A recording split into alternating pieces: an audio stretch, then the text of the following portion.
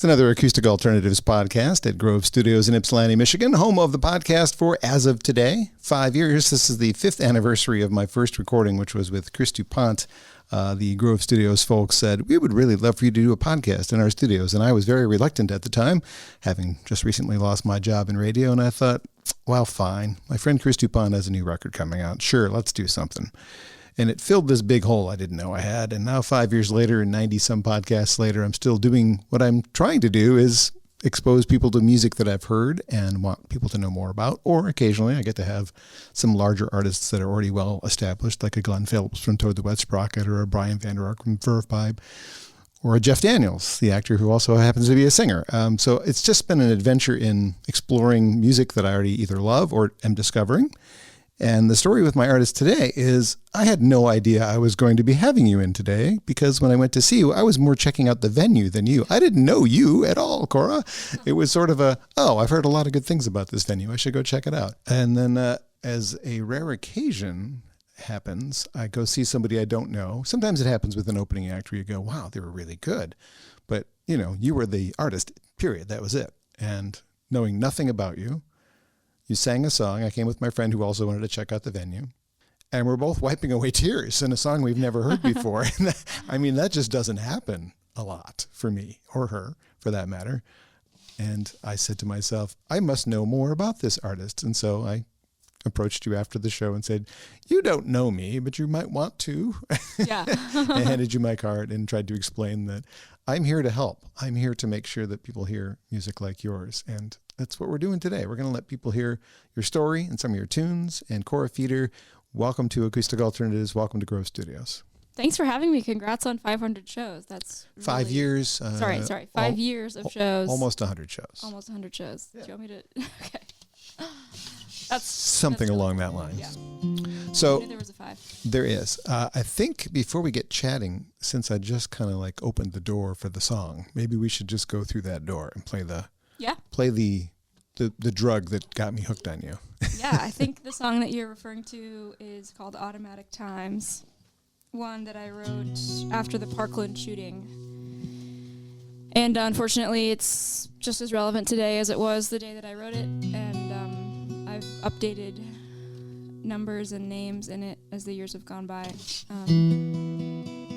I'll just leave the intro at that.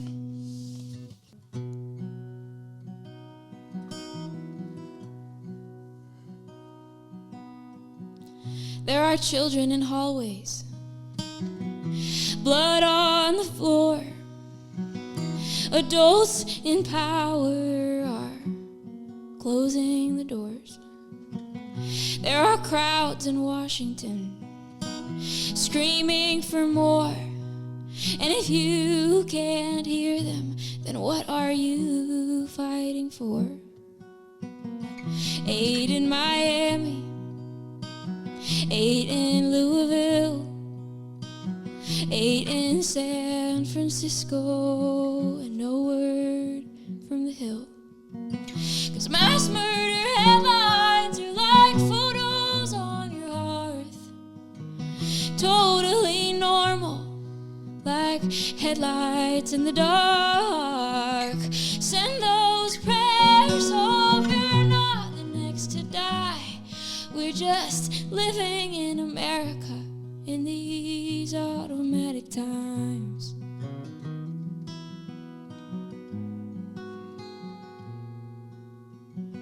In other places, 50 dead is not an average front page. It happened once in New Zealand and the government made a change. But America, the beautiful, the brave and the best, America, you are bleeding, darling. Don't forget your bulletproof vest. 17 in Parkland, 9 in Jacksonville, 58 in Las Vegas, and no word from the Hill. 'Cause mass murder headlines are like photos on your hearth, totally normal, like headlights in the dark. Send those prayers, hope you're not the next to die. We're just living in America in these automatic times.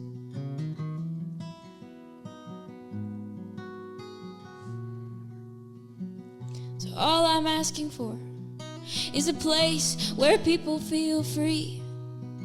And war weapons on the street just doesn't feel like freedom to me, but especially for the fallen who have died for the color of their skin. America, look in the mirror, when will that freedom kick in? Wendell in New Orleans, Tony in Madison, Martin in Memphis. How many names have there been? 'Cause gun violence headlines are like photos on your earth. Totally normal, like headlights in the dark. Send those prayers, hope you're not the next to die. We're just living in America. We're just living in America. We're just living in America in these automatic times. We keep living in America. We keep living in America. We keep living in America in these automatic times. Kora Feder is my guest on Acoustic Alternatives, ripping your heart out with a song that I wish you hadn't needed to write that. And I'm sure you probably wish you hadn't needed to write that either. Yeah. That is from the album In Sevens, which just told the story how I discovered you. That night I bought all 3 CDs and put them in my car and listened to them in chronological order. And when I got to that song again, I cried again. Like, damn it. That's a powerful song. And that's why we make music, right? We want to reach people. We want to share our feelings, and we want to get stuff out. And man, you nailed it. It's an untouchable song. Thank you so much. I know you got a pretty good response to it initially. My favorite shows are ones where I end up crying, whether it's about something political or personal or just like, the universe. And so when I can do that for people, I feel like I've done something. You've done something right. So. Unfortunately, this is not a new topic. As I remembered, I was programming one of my radio shows one week, and gun violence was on my mind, probably because of your song and something that happened that week in the news. And I remembered a song from the early 80s that you probably don't know, by the Boomtown Rats, called I Don't Like Mondays, which was written about a student who brought a gun to school in the late 70s, and they asked her why she did it, and she said, I don't like Mondays. And they wrote a song about it, had a big hit with it. And so this is, this has been going on a while. Yep. Definitely not new. No, sad. But anyway, we're not here to be sad. I'm just trying to convey the power of Kora's songwriting. I enjoyed that album, but when I got to the newest album, Some Kind of Truth, I was like, all right now, this is a great record. So we're going to get to this eventually, but first I want to go back a little bit. You are from everywhere, it feels like. You have been in more cities than I have, I think, in your lifetime. I wouldn't doubt that because you're a touring musician, but just even places you've lived. So let's review. Where have you been? Yeah, well, I grew up in Davis, California. Okay. College town near Sacramento. Mm-hmm. For those Michiganders listening who don't know about California geography. Well, this is on the internet, so everyone can hear this. That's true. It's true. Grew up there. I got a global studies degree where I lived abroad for most of my education. Thailand, right? I was in Thailand for a semester. I was also in China and Taiwan and India and Italy and Bosnia and Herzegovina and other places too. But yeah, Thailand was one of the bigger stops. I was there for about 6 months and was doing a lot of songwriting work there. And then I lived in New York City for about 3 years in Brooklyn. And then I moved to Philly for a year. And then COVID happened. And my partner and I decided, let's not live in this city where we have almost no friends during a global pandemic. Let's go find family and places we can be outside.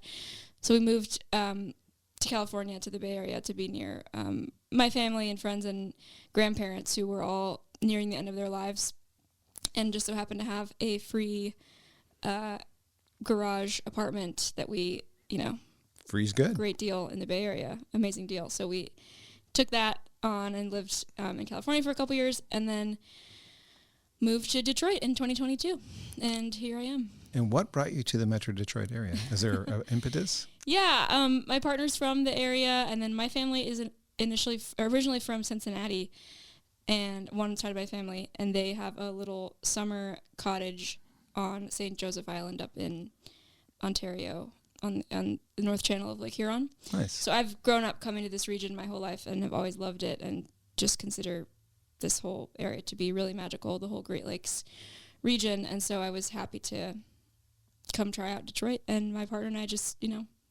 heard a lot of good things and figured, why not give it a try? And now we're super hooked, and we're really excited to be here. Yeah. So you might stay. That's the current plan. I feel like I can't say that because I have lived so many places, but that's, yes. You like it enough to stay for now. We definitely love it here. Well, we're glad to have you as part of the Michigan music scene. I'm not sure how entrenched you are. I know our mutual friend Mike Ward tried to introduce us, even though we'd already met. Yeah. So I'm not sure how many other musicians you've connected with in the scene. Yeah, I'm just starting to kind of dip my feet in. Mike Ward has been really great introducing me to folks. I just played the Sisters Folk Festival out in Oregon, and you would think I wouldn't meet Michiganders there, but actually Seth Bernard was there, and the Rebel Eves were there. Yeah. They were standing right here a couple of years ago, right in those same spots. Yeah, so I'm slowly, just by being a musician in the world and saying the words Michigan, meeting Michigan music people, which I love. I love how much people here love the state. It's a very supportive scene, too. Yeah, it seems like a really cool scene, and I've been going up to Bliss Fest for a couple years now, just as a camper and a volunteer, because I love those kind of music festival camping scenes, so I'm getting to know that world a little bit, too, and yeah. Well, welcome. Thank you. So your formative years when you were being influenced by things around you, were those California years then? Yeah, I mean, those were childhood formative years, for sure, yeah. And my parents are both musicians in that California and just world music scene, but they're definitely household names in the Northern California folk world. Yes, back when this Acoustic Alternatives was a radio show in Dearborn, I was aware of your mother's music as well, but cool. When I saw you, I had no idea. It wouldn't make any difference. I was impressed by you, so it really doesn't matter that you have lineage that is impressive. To me, it's cool, but it makes no difference to how much I enjoy your music, so you did it on your own in my eyes, right? How much really do you think growing up the daughter of musicians influenced your decision to become one? Is there there was no other path for you, really? I don't know. It's hard to say. I kind of feel like I'm not a very extroverted, put me on a stage kind of person. So I do kind of think that them putting instruments in my lap my whole life probably did push me into this direction. Although they were never saying you must be a musician, but just seeing them process their life through songwriting and music, and seeing that music be such a joyful part of their existence, I think just, subconsciously made me think that's what you do if you want to process something or tell something to the world or do something that's fun or find a way to travel. Like a lot of the travel that I did as a kid was with them on little tours, and I love doing that. So it's hard to separate for me my upbringing from music. Because you were around stages anyway. Yeah. It seemed like it was natural. I saw some videos actually that people have posted, or they're either professionally shot with you singing with your mother. Oh, yeah. Very nice. I mean, it's just nice. Yeah, we had fun singing together. We still do sometimes, and it's always an honor to be asked on her records and to co-write and those kind of things too. Is she still busily putting out records these days? Yeah. Since I don't work for a folk radio station anymore, I'm kind of doing jazz and what have you. I kind of lost track. Yeah, she actually just got a grant from the state of California to write a really cool record about climate change that you should check out. And actually, it's made for radio, so it's very cool. Well, since we haven't mentioned her name, Rita Hosking is the mother we're speaking of. Not my mother; she's her mother. That's fortunate for you and fortunate for me that you had that upbringing, because that brings these songs into the world with that. Was there another choice ever? Did you ever think about anything else? Yeah, I mean, you can't really these days be a middle-class musician and not do other things. So I do graphic design work. I've had a million jobs, in nonprofit world, in babysitting, and, but I've always wanted music to be one of the mainstreams in my life. So that's never been a question of, am I going to not write songs? It's just, am I going to make a living at make it? a living out of it? Yeah. Or like, am I going to, how often am I going to do this kind of thing is the question more. But no, I think of myself as a whole person, and music is one slice of the pie. And I wouldn't describe myself as first and foremost, like, I am a musician. Like, I am Kora, and music is one of the things that I love to do, and one of the ways that I process, and I love being on stages and sharing stories and working with people on music. But I also love a lot of other things, and I like that about myself too, so. So if I'd randomly met you in an elevator and struck up a conversation, which would be weird for me too, because it's not really something I would do, I'd say, what do you do? And you'd say, I'm a musician, or I'm a graphic designer. I do a ton of things. Okay, so it's a very, very well-rounded individual then. This is a good thing. Only child? I have a little sister. A little sister. Is she about this big? Yeah, she's a tiny. No, she's actually taller than me, which is horrible news for me. But what path did she choose? She's figuring it out. Okay. She's a really amazing visual artist and has done some music stuff too, and yeah, she's kind of making her own path. Well, one of the things that I do when I'm preparing for these interviews, especially when I don't know that much about somebody, and really I've only seen you live once, and we've only met that one time, is I'll look for other interviews, read other interviews, so I can try and do what they haven't done already, and like try and not create the same interview because it's already there. And there have been some great ones, actually, some really nicely like presented interviews with you. And I imagine me trying to figure out how to do that without repeating myself is just like trying to write a song that has not been written before. Do you ever like torture yourself with the whole like, is this a Joni Mitchell song? Oh, this is my song. No. That's a good question. I've been thinking about this a lot, actually, because I've been doing some songwriting workshopping and like one-on-one songwriting teaching and helping people kind of find their story and figure out what they want to write about, which I really love doing and I want to do more of. And I've been realizing, I think I've always known this, but it's interesting to have to like say it to people, is like your life is unique, even if you think it's the same as every other schmo who's done the things that you've done. And if you're writing about the details and your feelings, it's never going to be the same as somebody else. And it's always worth writing about and worth sharing. So I haven't really had that issue. I also think I think I write very lyric heavy songs that go like deep and tell a specific story. And so I'm never like, has this story been told before? Because I'm always like, no one's ever talked about that specific color of that couch and that plant and that, town and that place. So I don't have that issue, but I could see how you could think that. Yeah. Because you don't know. I mean, you can't possibly know every song that's ever written, so you don't know if you're writing a song that's ever written. Of course. But I think it's all worth writing if it's real and honest and like from a place of feeling. Therapy anyway, right? Getting it out. Yep. I mean, Automatic Times, I'm sure, was therapeutic, just like you were probably just dismayed by all the things you were seeing and going, right. Yep. All my best songs are ones that were me dealing with things. Yeah. Well, before we continue with questions, the newest record is called Some Kind of Truth, an excellent release. Would you like to do one from this record? Did you have something else in mind? Yeah, sure. I'll do one from there. Since we're talking about my youth, I will do Your best friend song? My youth song. What? Your best friend song? No. Yes, yeah. One of my best friends. So I wrote this as I was thinking about going back to Davis, California for my 10-year 8th grade reunion, which I know not many people are, pumped to go back for or even have to go back for. But I was not a fan of high school, would never have gone back for my high school reunions, but I loved my K through 8 class. And so that was important to me. And this is just about a friendship from that class that has stood the test of time, and just kind of how special those childhood relationships that stick through adulthood can be. It's called Elementary Queen.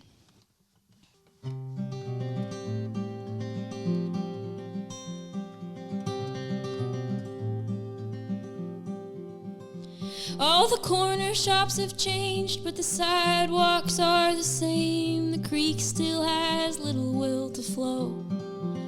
The fields still lined with trees, but the mailbox mailboxes are green now, and I guess this all means we're getting old.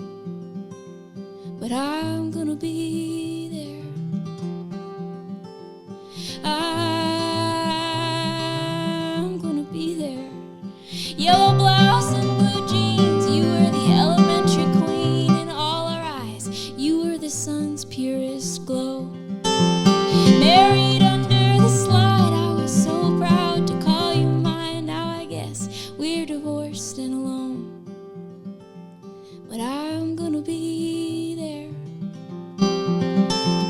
I'm gonna be there.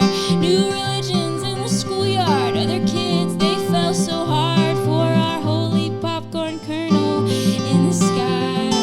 Teacher had to split us up, Civil War, and she'd had enough. Cheek to cheek grinning, we said our fake goodbyes. But I'm gonna be there. I'm gonna be there. When you're walking down the aisle, I'm gonna be there.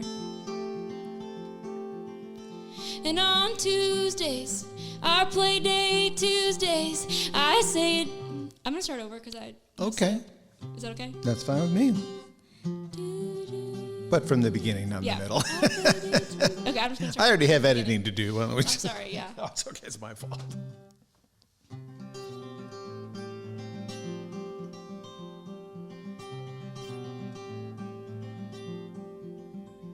All the corner shops have changed, but the sidewalks are the same. The creek still has little will to flow.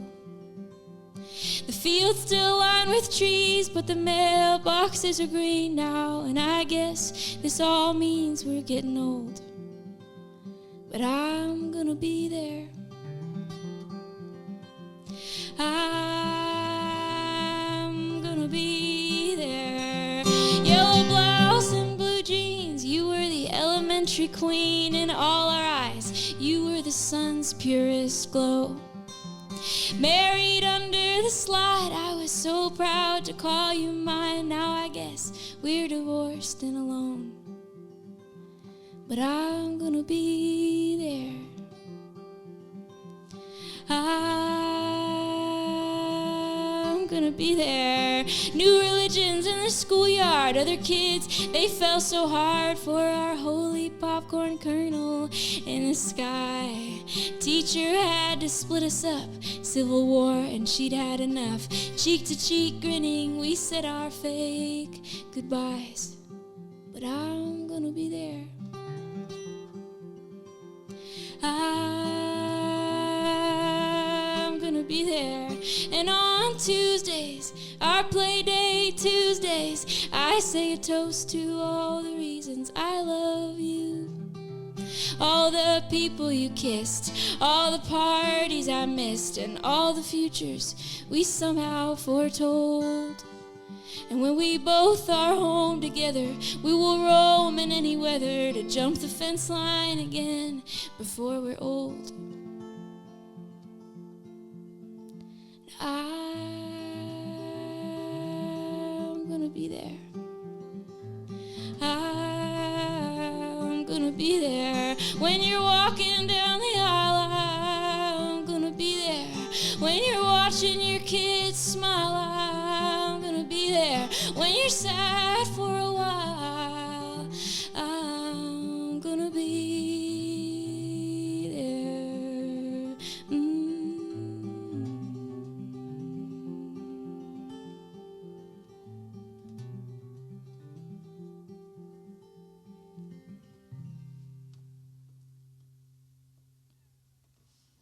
Kora Feder is my guest on Acoustic Alternatives. That is a track called Elementary Queen from her newest album, Some Kind of Truth, that came out earlier this year.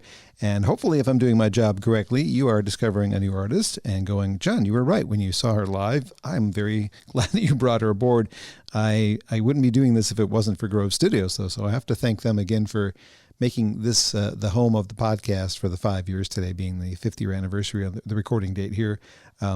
They were so instrumental in this continuing, and the fact that you and I are spending any time together outside of that one time we met is because Grove has this awesome space, grovestudios.space if you want to check it out yourself, but there are multiple rooms in here. So Kora, for some reason, maybe you have a band show and you need some place to practice because your apartment or wherever you guys live in Detroit is too small. Guess what? You could rent this room or the one across the hall that's half the size, or the two other ones down the hall that are different sizes. It's got everything. And if you wanted to be here at 2 a.m, it's a 24/7 operation. Like, it's cheaper, and maybe that's when your band can get together. And there are couches and comfortable chairs. A drum and a keyboard, and I'll show you the rest if you're interested later. But grovestudios.space if you want to check it out yourself. And again, I'm so grateful to them for making this a spot for me to be able to do this thing, so that I can do more exploring of artists. And I've got you today, and then in the month of October I've got 3 other ones, which is I'm kind of overloading myself. Nice. Scheduled to come in the next few weeks are somebody that really is kind of the beginnings of my love of folk music. David Wilcox will be here in a couple of weeks. He's great. Yeah. Yep. Michigan artist Jen Siggett, who is another one of those. I saw her do one song on stage at the Arc, and I was like, I need to know who that is. Cool. Yeah, and so she's actually going to be recording. And then a jazz artist, which I haven't done yet, a stand-up bass friend will be joining her, but Olivia Van Gore, who I think has the it factor. So if you go see somebody and you go, ooh, what are they doing in my scene? They should be national. That's Olivia. So I'm looking forward to all 3 of those. Yeah, so I'm glad to have you here, though, so we can get to know each other a little bit better. You can tell me more about your stories. And I'm glad you played that one, because I actually wrote a question about that song, in a sense, because it's a song about deep, long-lasting friendships. And I don't know, in your younger than me years, if you've noticed this or if you've discussed this with your partner, but it's harder for guys to have that. I've got a lot of friends, people I've known for decades in my life, but the friendship that you just described, as hard as I try, I don't have that. It's harder for gentlemen. Have you noticed that in your life? Yeah. I think female friendships are something else. I mean, I don't think that's a rule. I think there are many exceptions, but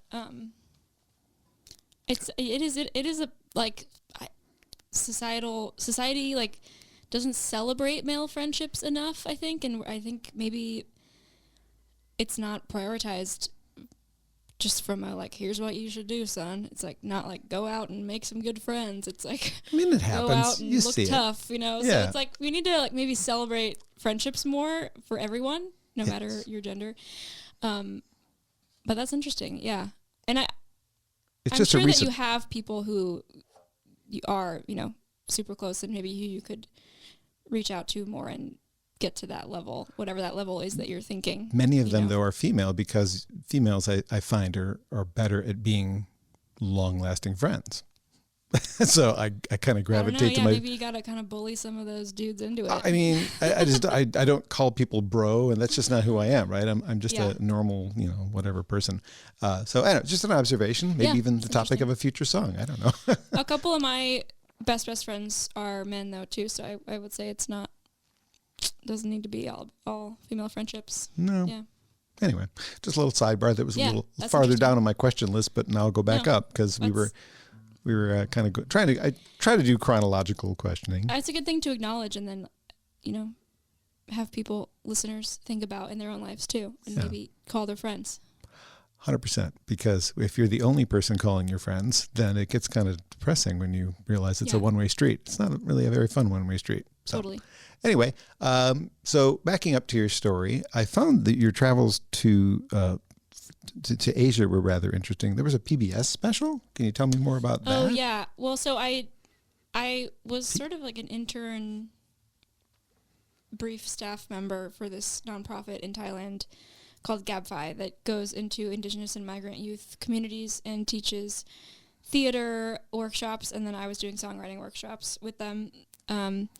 And we had done 6 or 7 workshops, and they got an opportunity to talk about their work on Thai PBS. And this is like the PBS headquarters in Bangkok with, like security gated, massive complex in Bangkok's with all the big fancy studios. It was like the closest I've ever been to, like live TV, fancy Hollywood situation, even though I'm from California. Yeah.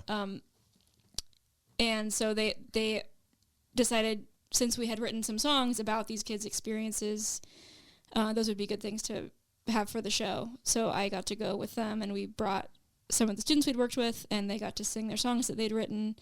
And it was really, really cool, powerful experience that, I wish was on the internet somewhere. I really don't know how to I couldn't find it. Yeah, I should do some digging, but I have lots of behind the scenes footage, but not the actual PBS stream. But it was there, and it was on TV, and it was on radio, and I was just really happy that these kids got to tell their stories too. I can acknowledge that I had no idea that Thailand had PBS. I just thought PBS was an American thing. I didn't know either until I was there. Yeah. Well, it's actually in our conversation the second time you've mentioned teaching. And was that something that you, as a child, like, I want to be a teacher when I grow up? Is that ever a thing? I think maybe it was one of many things I thought I wanted to be, but yeah, I've been really getting into teaching, especially one-on-one. I mean, I like doing workshops too. I did workshops in Thailand, as I mentioned, and then I actually just did a Sisters Folk Festival Song Academy teaching and did a workshop there on near rhymes, which was really fun to kind of get the group working together. But I have a couple students who I see regularly one-on-one and do songwriting work with, and then I do like one-offs pretty often. So, and I'm trying to make that more of my life. So if anyone's interested in just talking about their songs with me, no judgment. Doesn't have to be like a big critique session, or you don't have to write anything. We could just talk about your work. I'm super interested in that. Yeah. Website? Yeah, KoraFeder.com, KoraFeder.com. I've got a page on that. Yeah, don't add the extra E, because otherwise it's not you. Yeah, it looks like Feder, but it is Feder. Yeah. It's tricky. First record came out in 2017, and so in the last 8 years, you've done some touring, mostly California and Michigan, or has there been a lot in between that I'm... Well, when I lived in New York, it was some of the up and down the East Coast a little bit too. But yeah, mostly California and Midwest to New York pipeline. Where have you found the best audiences for you? I keep bringing it up, but I was just in Sisters, Oregon, and the Sisters Folk Festival audiences were insanely perfect, like just edge of their seats, ready to cry, super quiet and engaged, and that's kind of the dream. But in general, I'm always interested in house concerts. People who have little series and they get all their friends together, and their friends have never heard of you or probably never even listened to this kind of music, and they're just super down to be in that space with you and listen. And those are some of my favorite shows I've ever played, or house concerts. Great way to connect with people, because it's a captive audience. For one thing, they're not there to have a drink and talk. They're there to actually witness. They're there to listen, and they're like they're with their friends. They're like, they have their guard down. They're super open to being vulnerable, and yeah, it can be really, really fun. I'm sure there's some good ones around too. I've been trying to figure out the Michigan house concert. Well, scene. Mike Ward has one sometimes. Yeah, I know. Yes. Sorry, Mike. We're reporting you on now, buddy. I know you're probably listening. He has been a big supporter of this whole thing since it's been started 5 years ago. He's been great. So I'm glad for his friendship as well. As I was watching and listening to some of those other interviews, it seemed like they were pretty spread out across the countries, which to me meant, okay, just because it's taken me 8 years to hear of you, which is sad, other people are hearing you. So how are they discovering you? Or like, did you have like a radio thing for your first record? You sent the record out to radio, or? Yeah, I mean, I have done radio. The In7's my second, kind of first full length record, second release in 2019, was on folk radio charts for a few months, and I did send it out to everyone with the help of a radio expert, Sue Dumont. But yeah, I mean, before COVID, I was much more active in like going to contests and festivals and like really putting myself out there and playing more shows. And I'm kind of just now with this new record getting back in the groove of getting out there and going to things and finding interviews and, sending my record out. But yeah, I was lucky to be part of the whole like Kerrville scene just before COVID and Telluride and all that. So I think I made a lot of music friends through those kind of places. That's great. Yeah. I also saw that there was a couple of Tiny Desk concert entries. Did they pay attention? Yeah, NPR has shared both of my entries and given me really nice reviews. And actually, one song that I wrote early in COVID got shared by NPR, and then the Washington Post saw it and and shared it as well from the NPR. It was like, one of those snowball things. So yeah, I've had some lucky little video sharing moments like that. Right. Yeah. Now they've taken the show, the concerts, and turned it into a weekly radio show. So if you ever get on the actual series, you might be on the Tiny Desk radio show too, which is nationally syndicated on NPR stations. So that's right. They just, because Bob Boylan left, right, and they're like kind of adjusting their methods. You should make it a goal to get, since you've already gotten their attention, can I be on the show? Can I perform? I've sent them emails, but I'll continue to do that. You can tell them I said it's okay. They don't know who I am. Although I did interview the host for my day job when they were launching the radio show. So I did. He has met me. Drawing a blank on his name right now because Bob, the original, or the new guy. Okay, cool. Yes. I've had a lot of headaches this week, so my ability to concentrate is not very good. So I apologize for that. Newest album from Kora Feder is called Some Kind of Truth. If you listen closely, you will definitely pick up on, we just mentioned the word pandemic. There's a lot of, that's what was happening when you were writing this record. Yeah. So it's pretty pandemic inspired, not completely that. No, it's kind of the last 5 years, which includes definitely some pandemic, but not all. Do you want to hear a pandemic song? Okay. Speaking of it. Sure. What's it going to be? I'll do the one that I was just mentioning that I submitted to Tiny Desk and then got some nice attention in 2020. It's called In a Young Person's Body, and I'll just shout out to Justin Farron, who produced this last record. It was his idea to try putting this on piano for the record, and I love how it turned out, so I definitely encourage people to listen to that version too. But this is the original guitar version of In a Young Person's Body.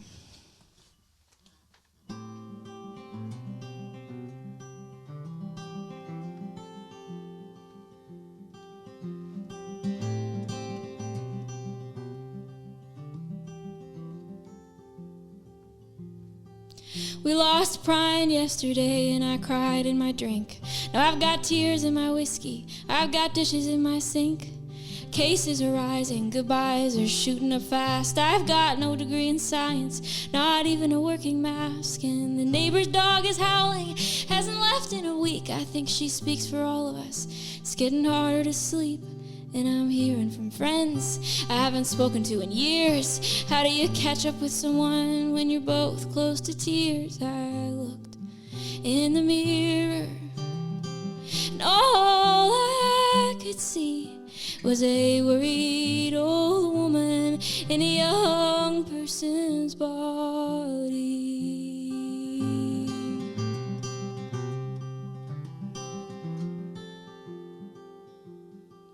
Out on my tiny city deck, I pretend that I'm free. My quiet neighbor opens his window and starts to scream. Same damn shirt like Steve Jobs, no bra for days. Make coffee, close my eyes, I'm in a crowded cafe. I will not call my ex or Google what's in the air. But if we're being honest, I am already there. 'Cause our heroes are helpless and our leaders tell lies. Sometimes I wake up in the morning thinking everything's alright, but I look in the mirror and all I can see is a worried old woman in a young person's body. I look in the mirror and all I can see is a worried old woman looking back at me.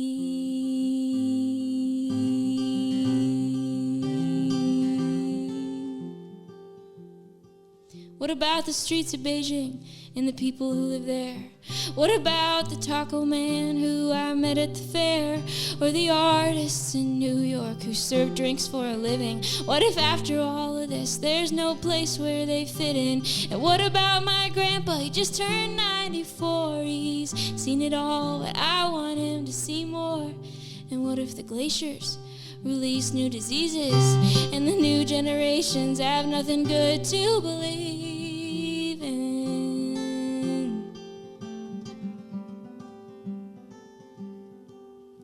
I looked in the mirror and all I could see was a worried old woman in a young person's body. I looked in the mirror, and all I could see was a worried old woman. She's looking back at me.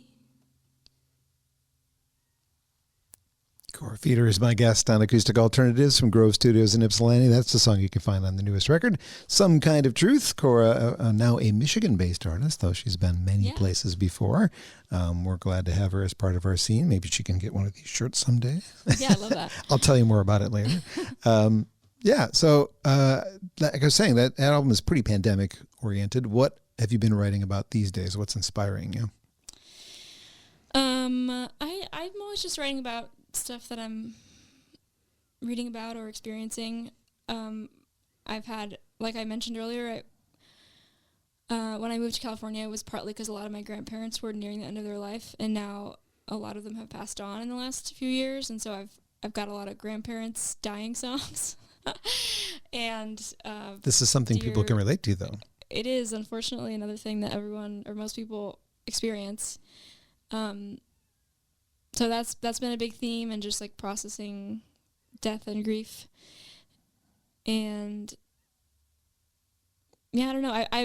There's like so much happening in the world. It's such a dumpster fire. It's like would be like I'm definitely sort of processing and writing about it, but it's also so much that it's hard to find the things that I want to deeply process and write about. So I've been leaning more into my own life than I have been into the world, which is kind of unusual for me, but I'm sure it will start happening at some point, and I'll just start spitting political things. But, maybe it won't. I don't know. I'm just trying to let what happens happen. I don't remember the name of the song that I stumbled into when I was finding old videos of you, but there was a very, very pointed political one. I'm like, that was good. Yeah. But yeah, I can see that being an obvious inspiration for the kind of thing that you do. It's hard not to have it in your brain, which makes it into something that you end up writing about if you're that kind of person. So. And you're saying processing your grandparents' loss, people my age, because I'm a bit older than you, most of our friends are talking about how our parents are doing. I got a text today. My dad had emergency surgery today. My dad's in the 5th or 6th year of Alzheimer's, and he's just kind of doing this. And, it's just, that's what we talk about in my age group. So definitely when you write songs that people can like relate to and pulls at their heartstrings, whether it's written for them or not, sometimes they feel like it is if you write it well, right? So it's a good way to go. Do you feel like you have another plan to record soon, or are you the kind of person that takes a while to put together a full record? I'm a pretty slow writer, and I don't push myself to finish songs quickly.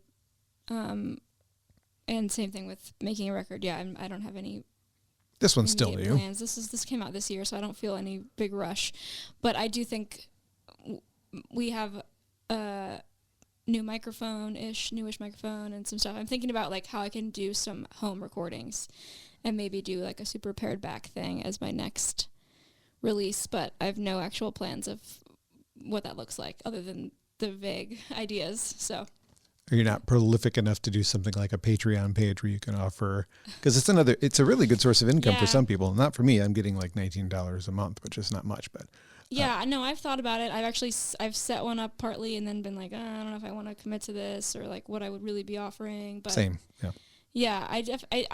I follow some great ones, and I think it is a really cool model for some people. And I could see myself, if I have more time, like getting into it maybe at some point. I did a big fundraising thing for one of my records. Like it was all crowdfunded, and that felt very aligned with that, of just like talking to the people on the internet all the time and asking for things. And it's not my natural state, but I can find ways for it to be centered on connection. And, I think I could see myself doing that at some point. Like I said, you're a little bit more introverted. You mentioned that at the beginning. Yeah. it doesn't feel natural to be like, look at me, listen to me, buy me. But I know that's part of being an artist, so I've come to terms with it for the most part. Yeah, I mean, social media to me is my marketing plan. I mean, I don't share a lot of personal stuff on there. Most of it's like, hey, I got a new podcast. It's Kora Feder. You want to check it out? And then, maybe, I got my new weekly playlist is, I'm on the radio this week. Oh, I'm on the radio today. Yeah, totally. Yeah. But then people like the personal stuff, and I like the personal stuff. Like if I'm following artists, I want to see their garden and their kid and the thing they made for dinner, like more than I want to see them talking about like the second version of the fourth release of the fifth record. So it's like, gotta find that balance. But yeah, if I post a picture of my dad's dog and then have a message with it, it gets a lot more likes. Exactly. Like all the stuff that you're saying is important to release, but you have to find a balance. Find a picture to go with it that is not. Yeah. Of course. It's a struggle. Yeah. All right. So the album's been out for a while. Did you do a radio promotion with this one, or did you just kind of? Okay. Yeah. Did it chart as well? It did chart. I forget the exact numbers, but it was up there, and some of the songs were up there, and I was up there as an artist. But I haven't been looking at the numbers. But touring around it at all, or just kind of staying close to home? Just some little tours. Like I went out to California in the spring and played 4 or 5 shows, some with Justin, who produced it. He's a great singer-songwriter, so we did co-build some of those, and I did some solo. And then I've been trying to play kind of here and there out here. I'm playing Alpinos in October, and this will be available at least to hear before that date. The date on that, do you remember? 18th, 19th? It's October 30th. 30th, okay, so it's far enough away. Okay, cool, yeah. So just kind of little touring here and there. Very good. Well, I hope that people are paying attention. I hope that what I'm doing today does what it's supposed to do, which is get people to go, ooh, I'd never heard of her. I really like what you picked out there, John. Do you feel like doing a 4th song? Sure. I don't care what you do. New, old, whatever. I'll do an old one that I like closing sets with. I feel like it's a good place to leave us. It's called Ballad to Feel.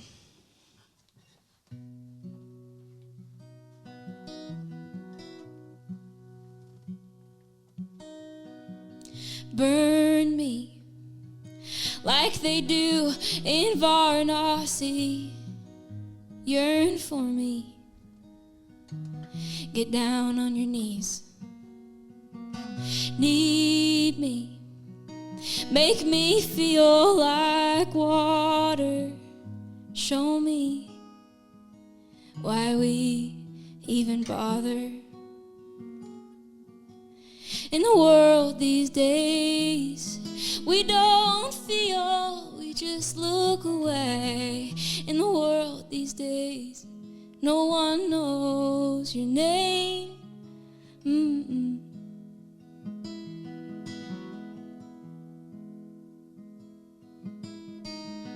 Paint me, let the colors fill my eyes. Write me, I want your words to make me cry. Oh, dance me, spin me till I'm out of lungs. Sculpt me, mold me like clay under the sun. In the world these days, we don't feel, we just look away. In the world these days, no one knows your name.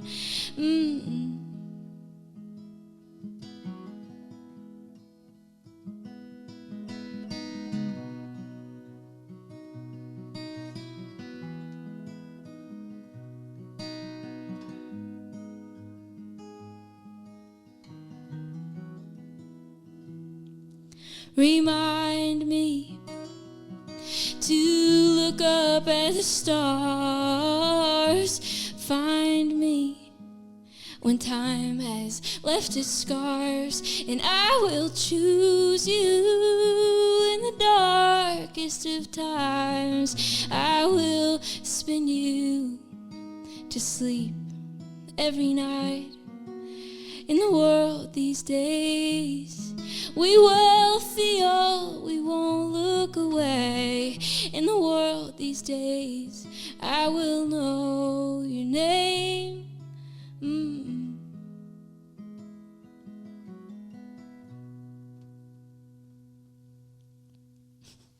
Beautiful. It's called Ballad to Feel. You can find that on Marigold's, Kora Feder's debut EP from 2017, and you heard it on Acoustic Alternatives from Grove Studios in Ypsilanti, the home of the podcast for 5 years as of today. And so, congrats, John. That's thank super you. Exciting. Yeah, for me, it's just been an adventure in, let's see, how many ways can I ask questions and make them interesting for people? Do people like it? It's still going. Okay, must be doing okay. So I love talking music. I don't play music. I have no talent to do what you do. Nobody's going to want to hear me sing, trust me. So this is my contribution to make sure that people hear music and discover music, because somebody has to be the voice, right? Yeah, it's awesome. We need everybody in the music industry, not just musicians. Right. So I'm trying to play my role, doing the thing I can do, and making sure that people go, yes, I trust John's opinions. I usually like what he likes. So if we've done what I intend to do, you will see an uptick in traffic on your website. KoraFeder.com for the website. GroveStudios.space for the space that I'm doing this in, with my gratitude to them eternally for making this a possibility.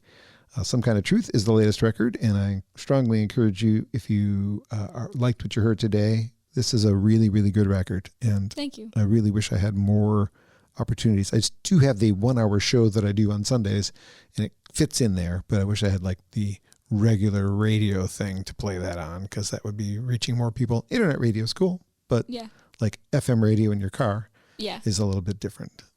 Well, any listening is great, and I'm really proud of this record and excited for more people to hear it. That sidebar question, what did you listen to on the way here? What is your music right now? I've been listening to the new Taylor Swift record because it came out on Friday. I've heard it. I have been a Swiftie my whole life, so people get down on me about this because I also love Bob and Joni and all those people, but Taylor is a great writer, so I've been digging into the record. That's what I was listening to on the way here. I bought it. I will admit it. I bought it, and I've been more of a fan recently because the high school radio station in my town plays her a lot, because it's a high school radio station. Yeah.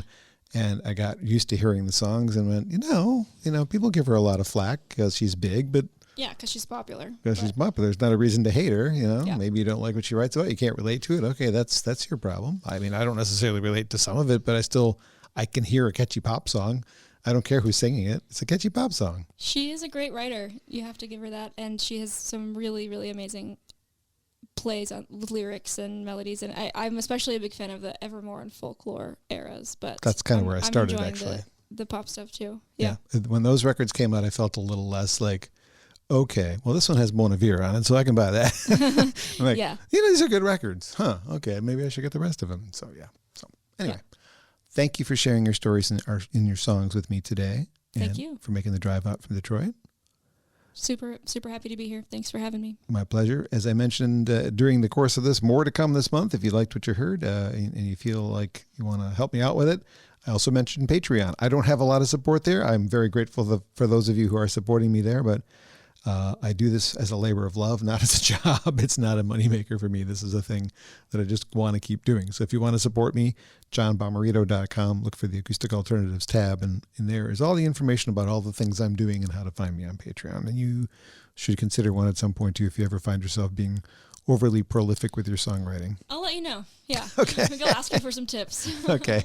KoraFeder.com, GroveStudios.com, johnbommarito.com. Thanks again, Kora. Thank you.